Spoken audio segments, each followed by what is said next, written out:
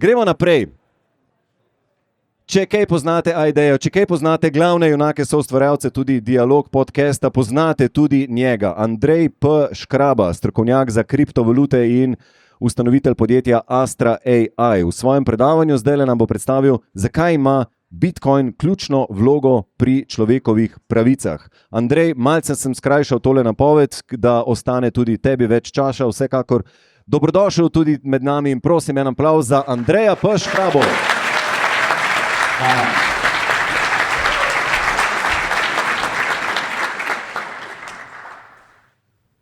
Hvala Klemnu za povabilo. Veste, tisti, ki poslušate Dialog oziroma Aidejo, da rad govorimo o Bitcoinu. Tako da tudi zdaj bom govoril o Bitcoinu, ampak mogoče na mal drugačen način ali pa bom probal predstaviti en aspekt, o katerem se mogoče do zdaj nismo toliko pogovarjali, pa bi ga rad mal osvetlil skozi to temo. Tako da, kot je bilo rečeno v uvodu, kako oziroma zakaj je Bitcoin pomemben za človekove pravice. Zdaj, da bi razumeli, zakaj je Bitcoin pomemben za človekove pravice, vam moram najprej povedati zgodbo o dolini miru. V tej dolini so nekoč bivali ljudje, ki so imeli, tako kot imamo mi in kot ima vsako ljudstvo, neko svojo kulturo, navade in živeli so v miru, ker je bila to dolina miru. Potem pa je nekega dne v to dolino vkorakalo ljudstvo, ki je prineslo zelo zaskrbljujoče novice, izza gora. Onkraj gora naj bi živel zloben vladar, ki si želi zasužnjiti svet. Ampak prišleki so ponudili rešitev. V zameno za varnost prebivalcev te doline so zgradili grad, ki bo vse prebivalce varoval pred tem zlobnim vladarjem. Ti zaščitniki so ljudi počasi prisilili v vedno večje dajatve in ta lepa dolina miru se je počasi spremenila v dolino suženjstva. Dokler se ni nekega dne nekdo povzpel na vrh gore in ugotovil, da nikjer ne obstaja zlobni vladar, ki želi zasužnjiti svet. No in ta zgodba je seveda prispodoba za zgodovino celotne človeške družbe, v kateri smo vedno živeli. Zdaj, v večjem delu zahodnega sveta, katerega del smo tudi mi, večina nima občutka, da živimo v nesvobodni družbi. Danes ste sem prišli po neki svoji volji in namesto tega lepega sončnega popoldneva ste zbrali to temno dvorano. Ampak všeč mi je ta rek od Goetheja: nihče ni bolj zasužen kot tisti, ki zmotno misli, da je svoboden. Da se bom lahko navezal na človekove pravice, moram najprej povedati, za tiste, ki ne veste, kaj so človekove pravice, kaj so človekove pravice. Človekove pravice so utemeljene z splošno deklaracijo človekovih pravic, ki so jo sprejeli Združeni narodi 10. decembra 1948. In to je dokument, v katerem so zapisane te človekove pravice in kot zanimivo dejstvo, takrat se je Jugoslavija vzdržala glasovanja, poleg teh ostalih takratnih držav. Tako da na tem našem geopolitičnem območju so skozi mal prisotne te težnje, da svoboda posameznika ni največja vrednota. Se pravi, mogoče mi malo bolj cenimo kolektivno. Zdaj, kaj so te pravice? Ne bom šel čez vsako posebej, ampak določene, kot so recimo pravica do zasebnosti, pravica do lastnine, pravica do dela, pravičnega plačila, svoboda gibanja, kapitala, človeških resursov in tako naprej. Vse to se navezuje na Bitcoin. In zdaj za ohranitev večjih teh človekovih pravic bo Bitcoin v naslednjih desetletjih igral zelo pomembno vlogo. In bom probal razložiti, zakaj to drži. Jaz, tako kot je Jani, ki je rekel, da je zaskrbljen, da je zaskrbljen glede osamljenosti, sem jaz zaskrbljen glede teh treh problemov. Tukaj sva si različna. Prvi velik problem, gotovina izginja. Drugi problem, privatna lastnina se krči in vstopamo v neko obdobje masovnega finančnega nadzora. Se pravi, prvi problem je dejstvo, da gotovina počasi izginja. V velikem delu zahodnega sveta je vedno manj transakcij upravljenih z gotovino. Recimo v Ameriki še vedno 20%, recimo Švedska, pa te nordijske države pa so praktično že čist elektronske oziroma je zelo malo plačevanja z gotovino. Ampak brezgotovinska družba bo pomenila popoln nadzor nad našimi življenji. Zato, ker nakupovanje in poraba denarja v nas razkrijeta več kot katerakoli druga dejavnost.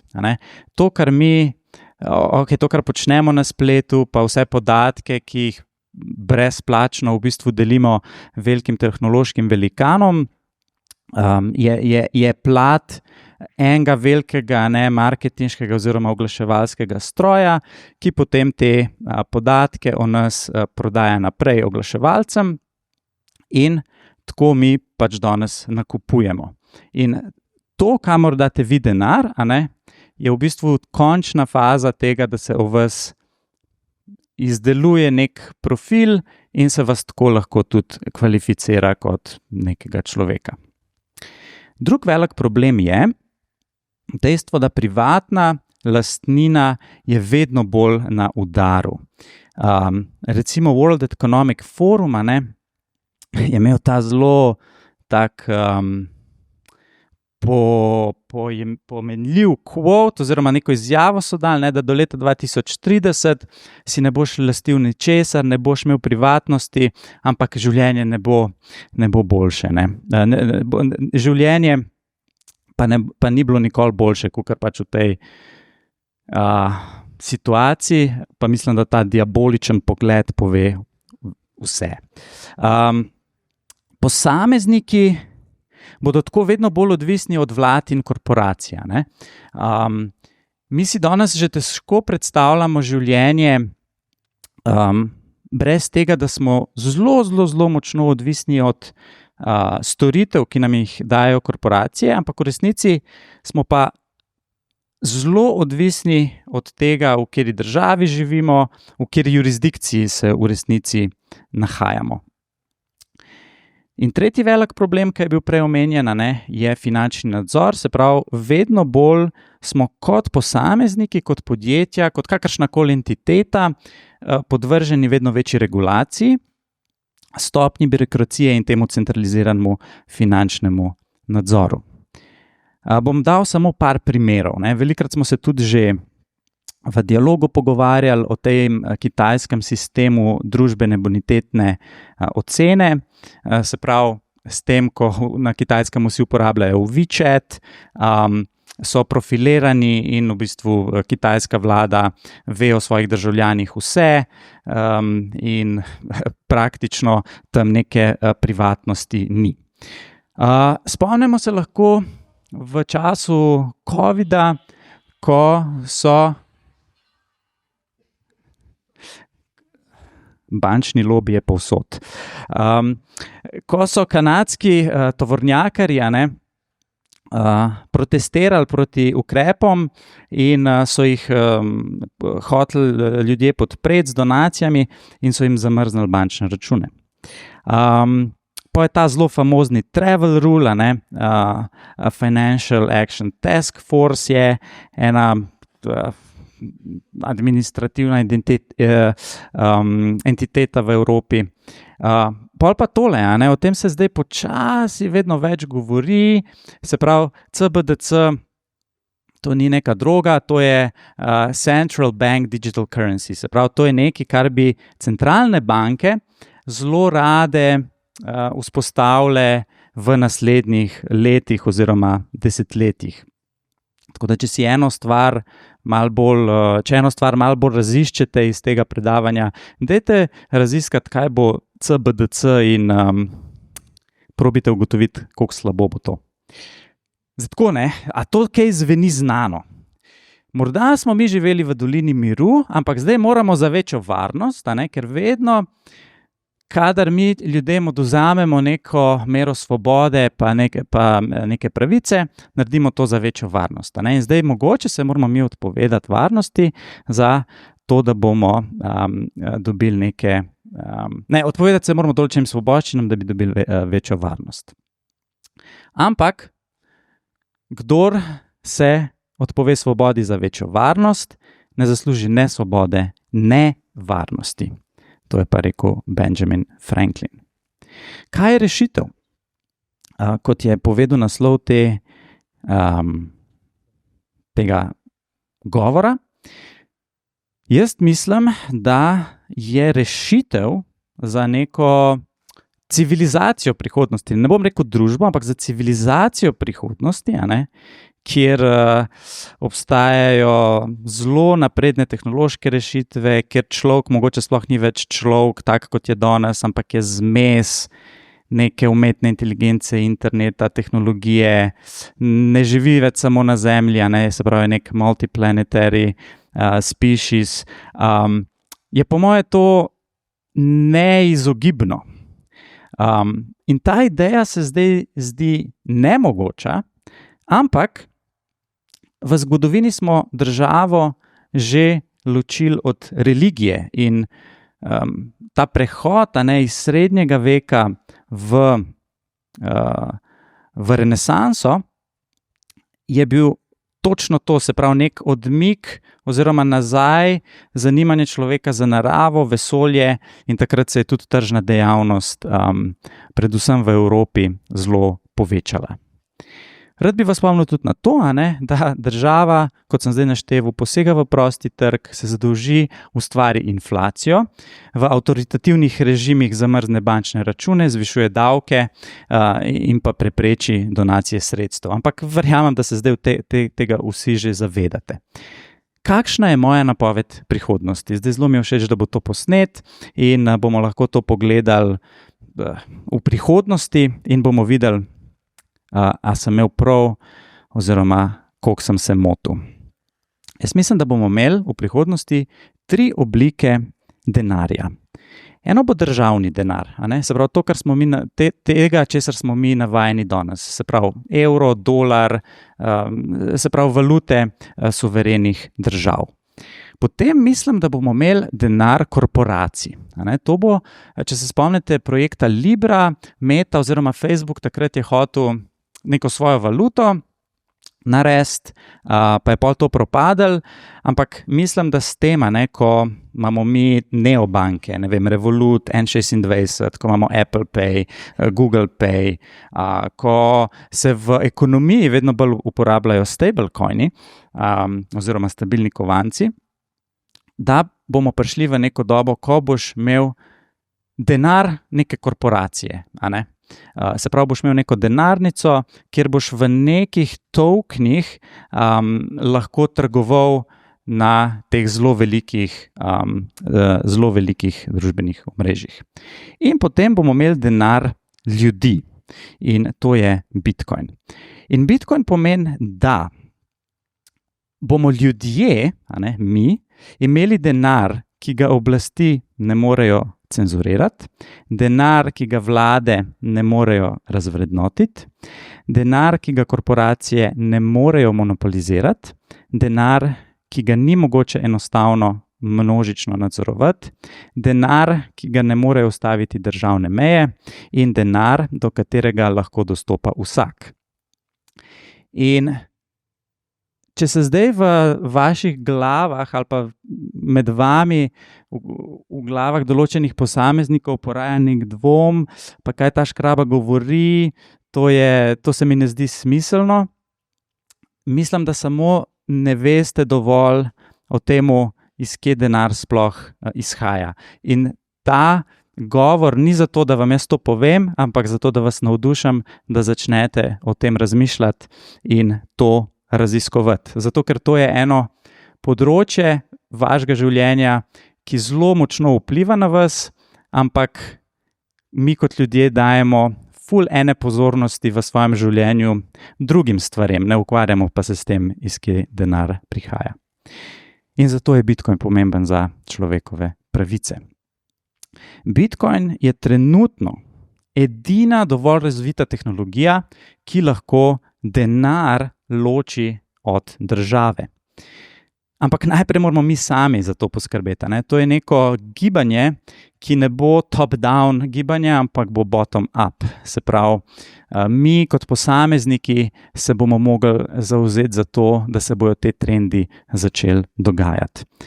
Zato poskrbite, da imate Bitcoin v svoji lasti. Jaz bi zdaj lahko rekel, da investirate v Bitcoin, ampak zanalašč nočem v teh svojih govorih izpostavljati investicijskega aspekta, zato ker mislim, da ko enkrat dovolj veš o temu, preideš onkraj te ideologije investicijske. In kaj pomeni imeti Bitcoin v svoji lasti, tako da ga nimate na neki borzi ali pa ne vem, na neki platformi, da imate privatne ključe v svoji lasti. Zdaj spet, če ne veste, kaj to pomeni, vas spodbujam, da se o tem izobrazite. Da o Bitcoinu izobražujete druge, takrat, ko boste dovolj vedeli. Da Bitcoina ne smatrate kot finančno naložbo. Da z Bitcoinom občasno plačate produkt ali pa storitev. Da v Bitcoinu varčujete. Bitcoin je zadnjih 10 let najboljše sredstvo za varčevanje. Se pravi, to, kar boste zdaj z vsem tem mreženjem in zaslužki v AI-ju dosegali, da potem to shranite v Bitcoin. Da Bitcoin podarite otrokom, da podprete razvoj Bitcoina. Bitcoin je odprtokodna tehnologija in se da podpreti razvoj, da se podpreti ljudi, ki pomagajo pri razvoju Bitcoina. In če ste podjetniki, Bitcoin tudi sprejmete kot plačilno sredstvo. In zaključim z temle tretjim izrekom, s katerim se tudi zelo poistovetim. Država ne bo poskrbela za vas, zase boste mogli poskrbeti sami, sploh v zahodnem svetu. In jaz osebno, pa to želim tudi vam, imam rajši nevarno svobodo, kot pa mirno suženjstvo. Thomas Jefferson. Jaz sem pa Škraba Andrej na Twitterju in lahko mi anonimno pišete in se kregate z mano. Hvala.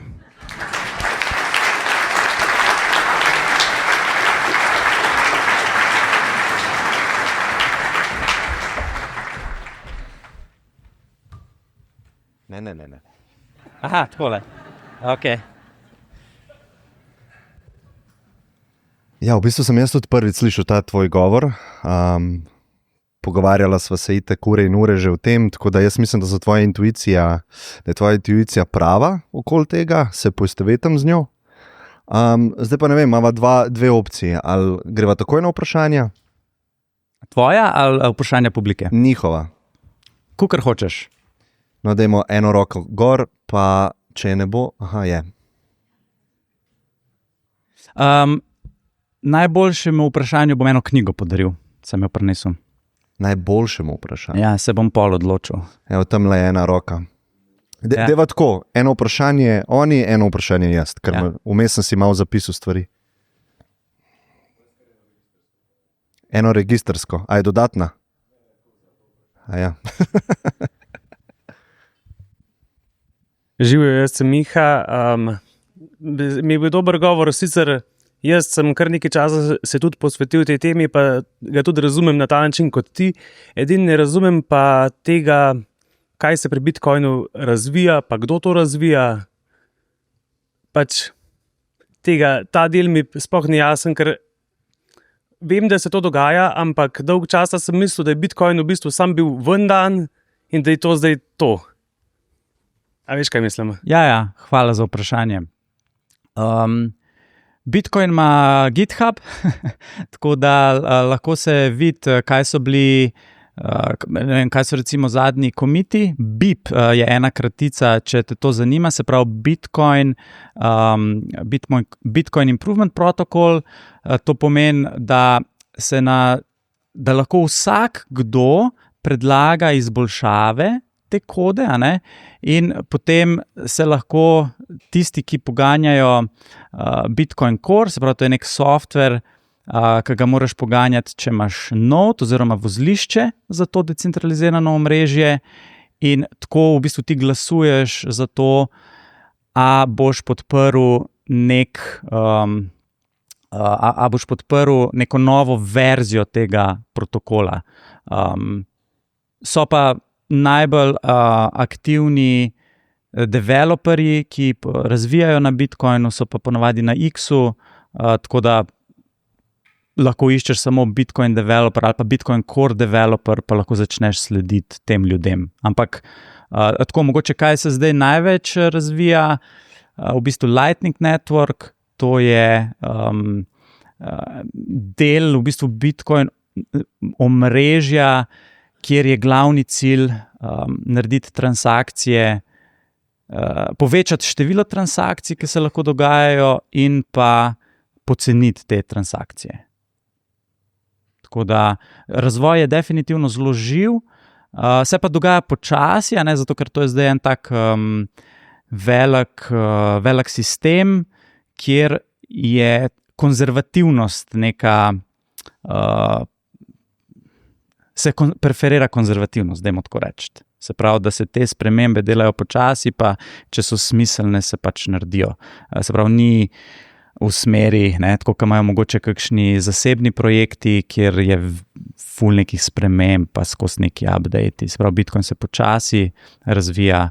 Lik zato, ker je že v osnovi toliko dobro narejen in dobro izpolnjuje cilj, za katerega je bil narejen.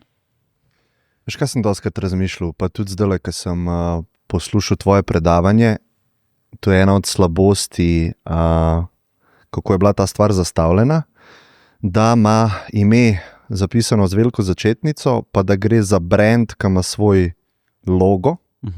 Zato, ker veš, če bi ti nam pred 100.000 leti prišel v jamo, pa bi rekel, jaz sem zdaj tole odkril, tole je ogenj.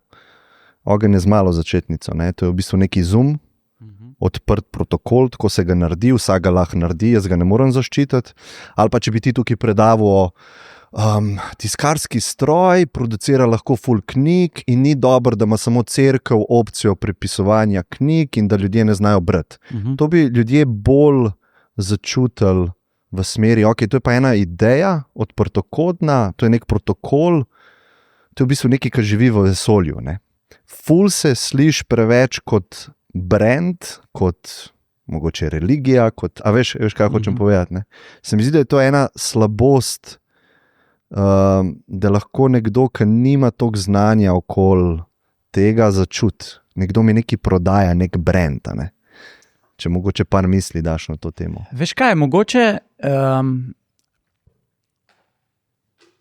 to je dober pomislek, ampak mogoče je ta pomislek obstajal zaradi tega, ker je potem nastal toliko enih ostalih poskusov narediti boljši ogenj. In tudi, a veš, ogenj kot tehnologija, ki si lik dal to analogijo, se je dost razvila z našim tehnološkim razvojem. A ne? To, da so zdaj te luči, niso not neke sveče pržgane, ampak na drugačen način dobivamo svetlobo, pa ne vem, toploto doma, ne zakurimo si sred dnevne sobe ognja. Tako da mogoče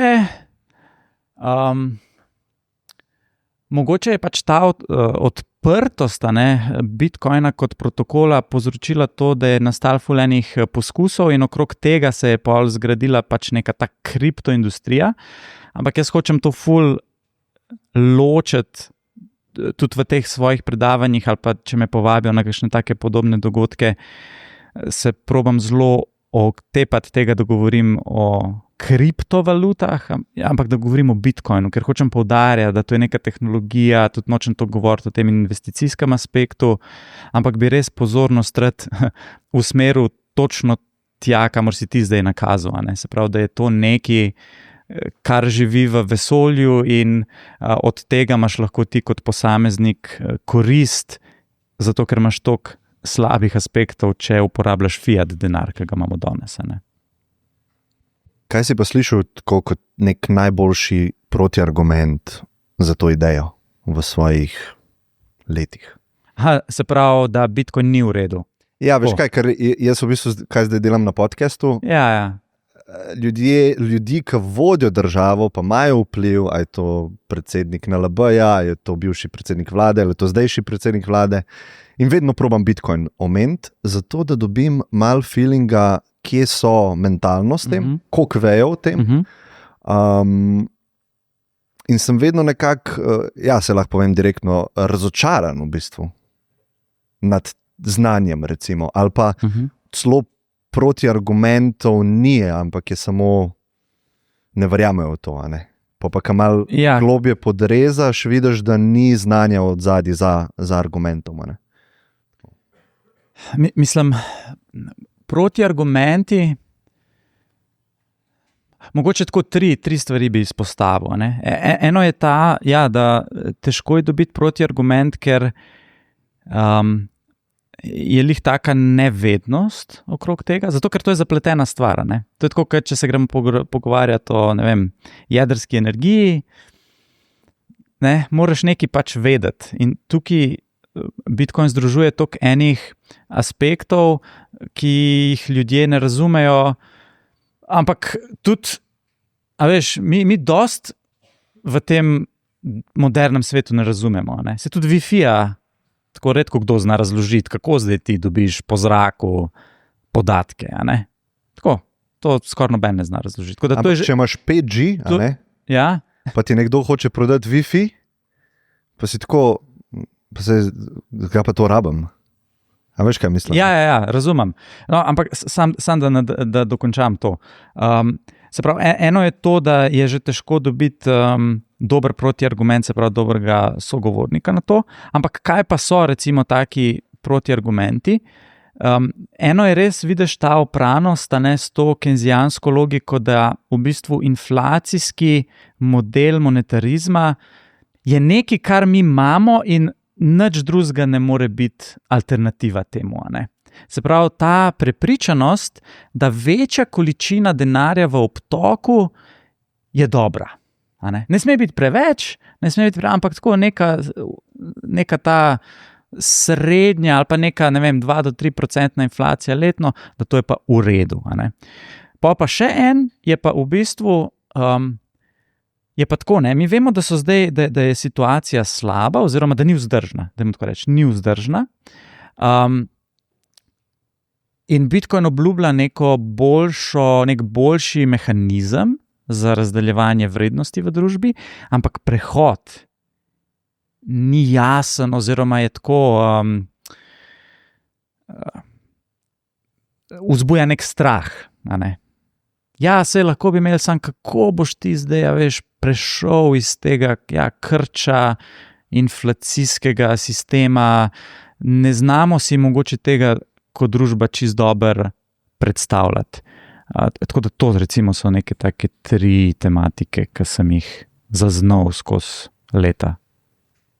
Kako bi pa zgledal svet, kdaj bi ti rekel, ok, Bitcoin kot ideja je uspel.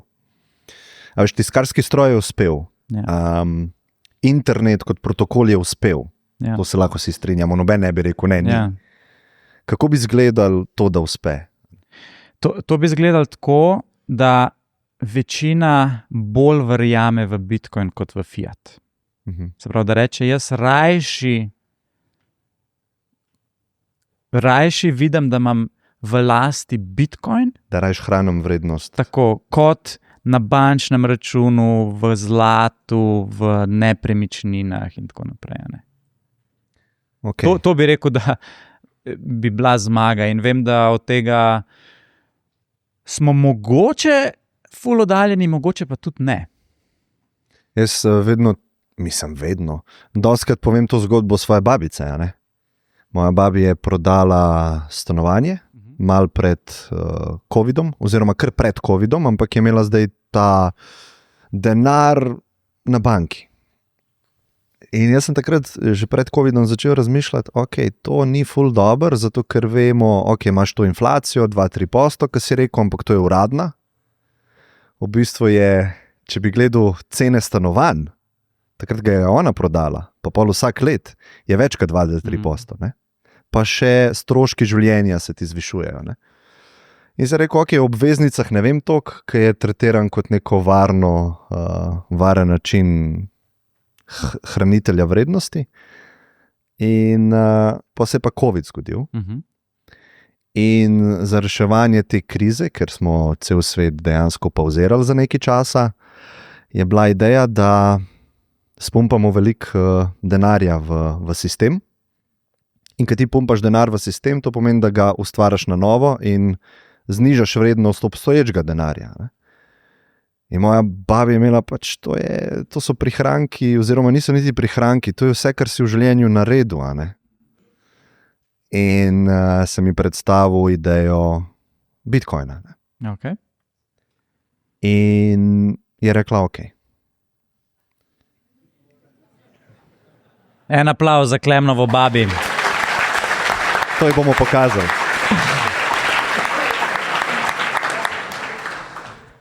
Ampak sem rekel, ta tehnologija oziroma adaptacija tega je v povojih, kar pomeni veliko volatilnost. Mi dva morava samo preživeti, in to se bo zgodilo, da bo v nekem točki za 90% padala ta vrednost. Rekla, cool, super. In pade. In ona, zakaj sem to naredila? Ne? Ja.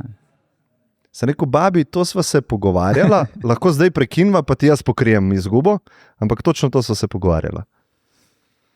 In rekla, ne, dobro, pust. Potem gre babi na 300% plusa. In prav, zakaj nisem še več? In moja babi je šla čez ta klasičen investicijski cikel posameznika, ki mora to preživeti. Ampak malo lahko poveva o tem, adaptacija določene tehnologije ima neke karakteristike na začetku. Ne? In veliko folka, to je tudi Brodnjak, direktor NLB-ja, mi rekel, Bitcoin je volatilen.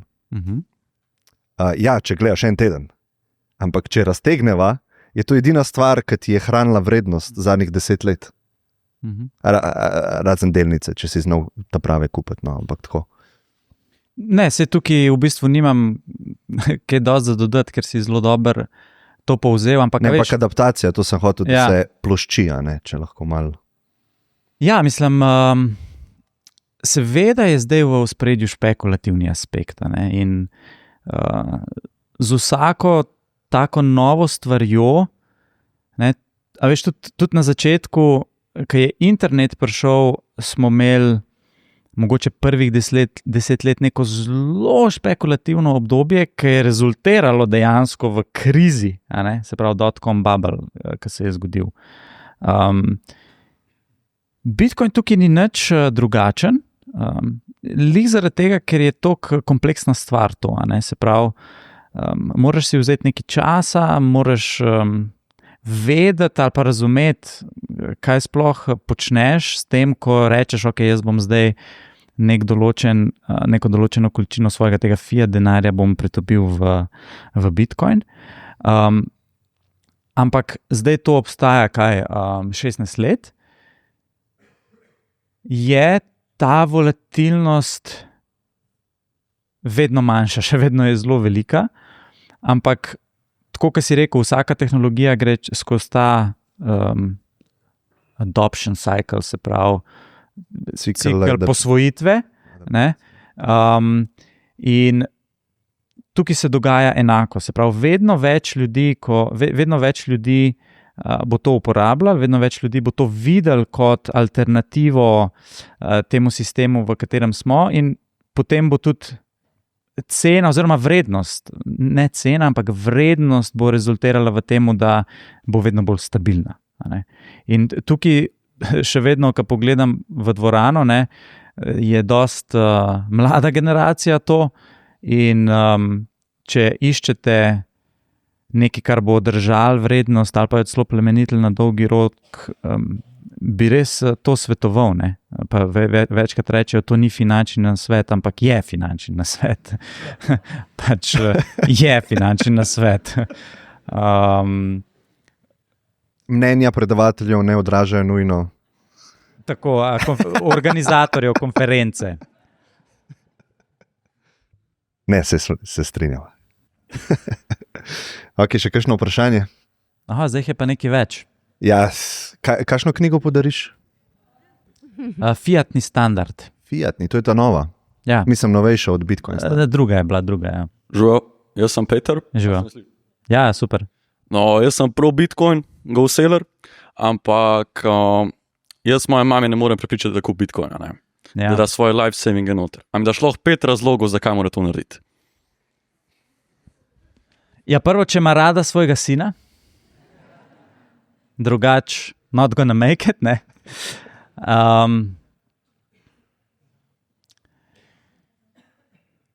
Razumeti mora razliko med tem, iz kje izhaja vrednost, če je neka dobrina omejena, pa če je neomejena. Ne? Se pravi, če bi mi bili opice, pa bi namesto denarja imeli liste, drevesne liste, bi hitro ugotovili, da v gozdu je skoraj neomejeno število teh drevesnih listov. In kaj bi mogli cel dan početi? Mogli bi trgati te liste, da bi si jih nabrali ful veliko in pa bi nekaj plačevala. Ne? Ampak v ekonomiji druga stran, ki je ponudbena stran, se pravi podjetja, posamezniki, ki ponujajo neke storitve pa dobrine na trgu, pa lahko to počnejo samo z mehanizmom cene. Se pravi, da rečejo, določeno število listov hočem v zameno, da ti dam to storitev. In če imajo vsi ful listov, kaj moram narediti? Dvigant moram ceno, zato ker moram uravnovešati povpraševanje svojo ponudbo. In če zdaj pač rečem, ok, te listi so v bistvu te naši papiri, ki jih imamo, in če je tega ful velik, morajo vsi ponudniki na trgu dvigati ceno. In to se dogaja zdaj, ko hodimo v trgovino. Ne? Vidiš dejansko, kako so se cene vsega v zadnjih 2-3 letih dvignile. Nekaj je bilo prej, 2 evra, zdaj je 6 evrov. Kako? Ne? Na televiziji pa slišiš, ja, podjetja dvigujejo cene. Ne, pač toliko je denarja v obtoku in tržni mehanizem bo uravnovesil krivuljo povpraševanja pa krivuljo ponudbe. In to večini ljudi ni intuitiven koncept oziroma ne razmišljajo o tem. Tako da mogoče moraš svojo mami najprej izobraziti o teh osnovnih ekonomskih. Ja, sam jaz sem to naredil, pa imaš še kar fixed mindset, ne vem. Ja, ne vem, nisi dober, mogoče mora k meni mami prideti.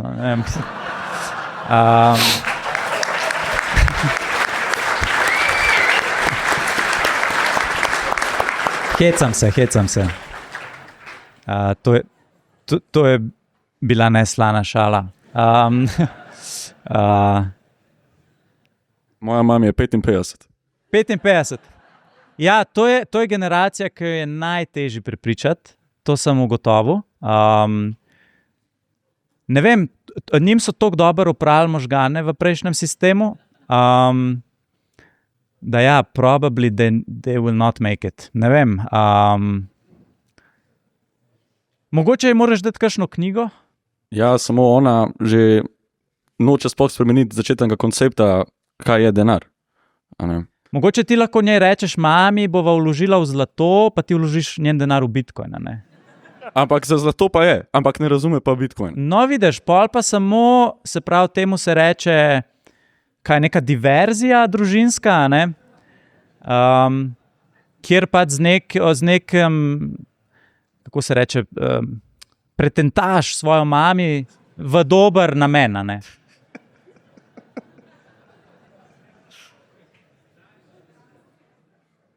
Če jo imaš rad.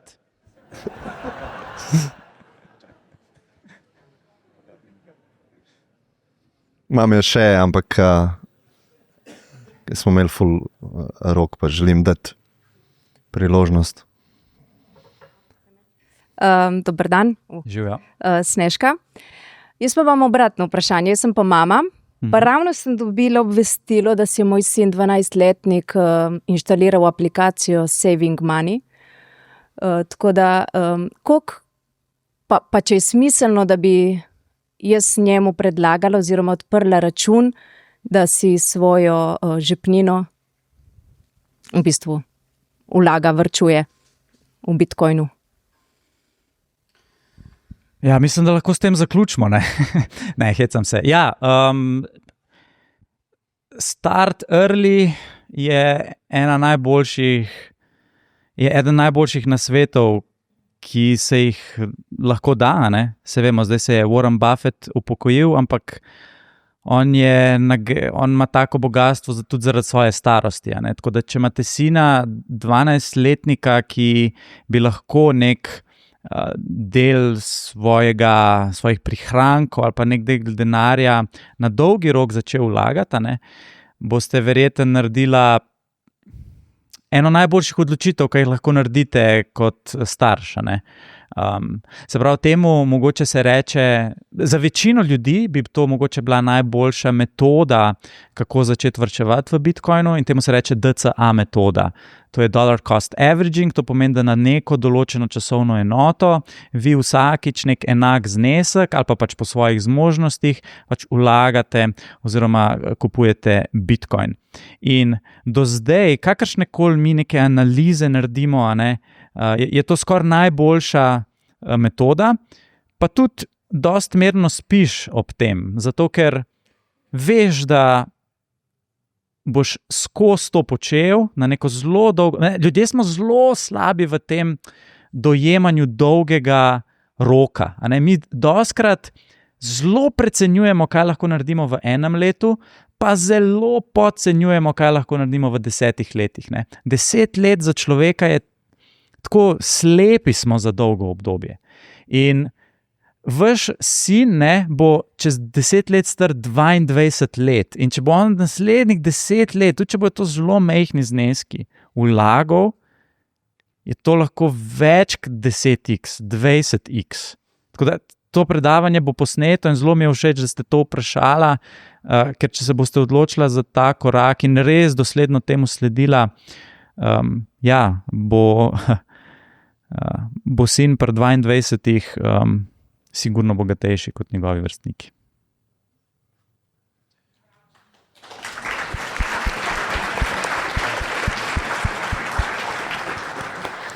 Še mogoče 1-2 vprašanji. Že imam mikrofon. A lahko sem nekaj na kratko. Mene pa zanima v primeru pač izpada elektrike ali pa izklopa interneta, ne? Takrat Bitcoin pač ni uporaben. Ja, verjetno je smiselno obdržati gotovino. Ja, smiselno je obdržati gotovino in tudi Slovenija se zavzema, da bi to bila ustavna pravica. Tako da jaz to podpiram. Je res, Bitcoin ob tem, da ni elektrike, ne deluje. Ampak ja, zdaj, a ćemo se pripraviti za tako prihodnost, kjer ni elektrike, bomo imeli še kakšne hujše težave, verjeten, kot to, da nam tam pol internet ne dela. To je drugače ful dobro vprašanje in tukaj ni kaj za filozofirati, takrat pač Bitcoin ne dela, tako da ne moreš, ker nič ne dela, ne? Če ni elektrike, nič ne dela. Tako, nič ne dela. Naša življenja se ustavijo, pač lahko greš nazaj, ne vem, v gozd in si del plemenske ureditve. Tako da vsej prepari, to so pač ljudje, ki se pripravljajo na nuklearni holokaust in imajo pač zaloge vode, hrane, baterije, ne vem, vsega boga, so na to najbolj pripravljeni. Jaz prepar nisem, ker vse nekako verjamem, da bomo splavali in se ne bomo samo uničili. Ampak ja, je pa to možno, sigurno, niso zdaj te šanse nične, tako da dober je imeti nekaj denarja, ne? Ampak mogoče za to prihodnost je boljš imeti orožje kot denar. Še eno vprašanje je imel en gospod. Aha. Ja, živijo, gospod. Čau, gospod. Zdravo. Najprej hvala obema, ki sta lih oba gor za Astra AI projekt. Se mi zdi, da delata nekaj zelo dobrega za svet. Vprašanje je pa povezano bolj s... Ja, kar.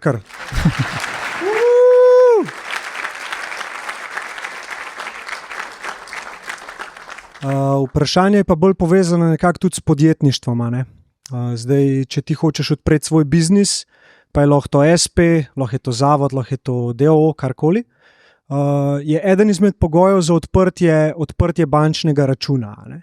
Pa me zanima mogoče, kako vidite v prihodnosti, da se bo tukaj naredila neka sprememba, ki nam bo podjetnikom omogočila, da uberemo eno drugo pot kot preko banke.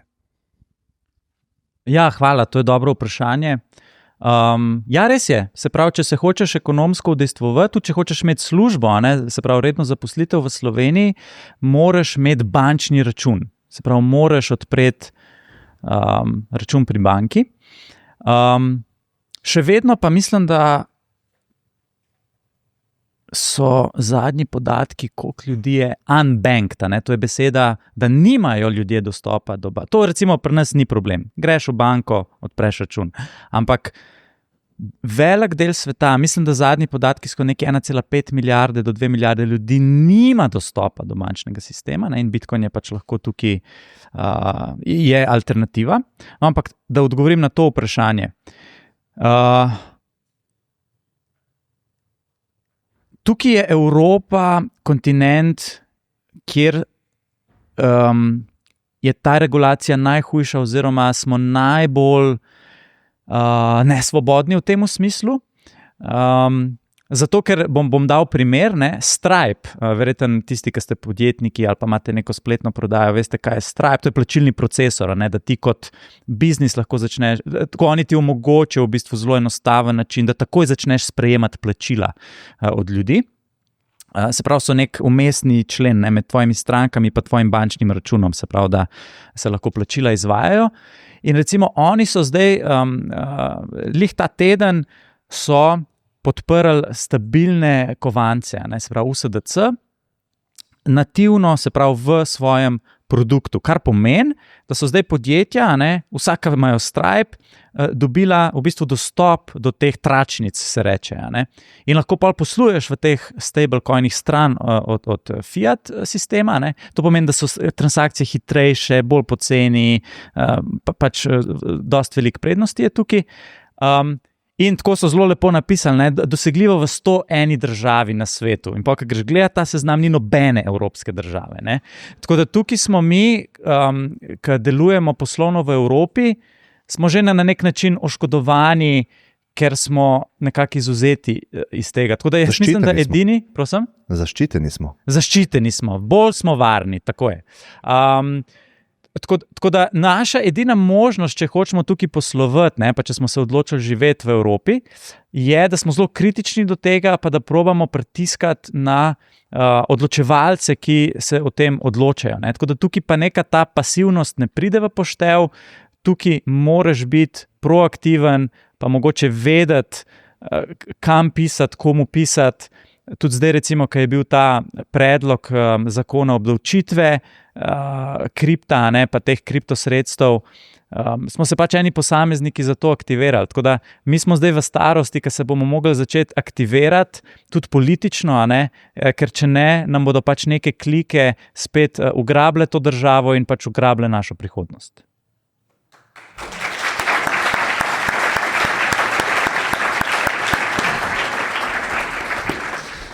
Po moje knjigo dobi mami, a ne? Mami dobi knjigo. Mami dobi knjigo. Jaz sem pa sam hotel to reči, preden zaključva. Valjda, ful ti hvala, ne? Nekako sem hvaležen našim prednikom. Recimo ena izmed človekovih pravic, ki jo jaz skozi tišim v grlo na podcastu, je svoboda govora. To, da lahko mi govorimo, s tem lahko sploh karkoli narediš. Ja. Ker se to enkrat konča, pol ne moreš nobene ostale vrednote pa pravice sploh dobiti nazaj, ker ne smeš tega povedati. Tako da imamo konferenco, govorimo o eni ideji, še vedno kontroverzni, in ful sem hvaležen našim prednikom, mojim prednikom, vašim prednikom, ki so se zborili za to. No, tako. Ja, in njihova življenja so bila, boj za to, da imaš lahko privatno lastnino, da imaš to svobodo, ki si jo zdaj omenil, svobodo govora. In to je eden prvih indikatorjev, recimo, da ne živiš v svobodni državi, ne? Če greš na glavni trg mestni in kritiziraš oblast. Ne? Tako da pri nas to še nekako gre, ampak vemo pa tudi, da takrat, ko to preraste v neki več in v Evropi, ne, se pač to dogaja, se te stvari zatirajo. Tako da vseeno tako verjamem, da je Evropska unija je na neki tej poti, centralizacije, nadzora prebivalstva, sploh te valute centralnih bank so zelo velika nevarnost. In nočemo priti v situacijo, ko se bo spet zgodila neka taka kriza, kot je bila COVID, ki ne bo samo prepoved gibanja, ampak bojo enostavno lahko rekli, ja, če spadaš v ta razred, ne moreš porabljati svojega denarja. Zato, ker verjamem, da tržni mehanizem je pač edini mehanizem, ki na miroljuben način ureja človeške odnose. Zato, ker drug mehanizem, na katerem smo mi kot vrsta do zdaj vedno delovali, je pa mehanizem nasilja pa vojne. In boljš je imeti trgovino oziroma menjavo, kakor pa to, da se med sabo pobijamo. Hvala, Andrej. Hvala.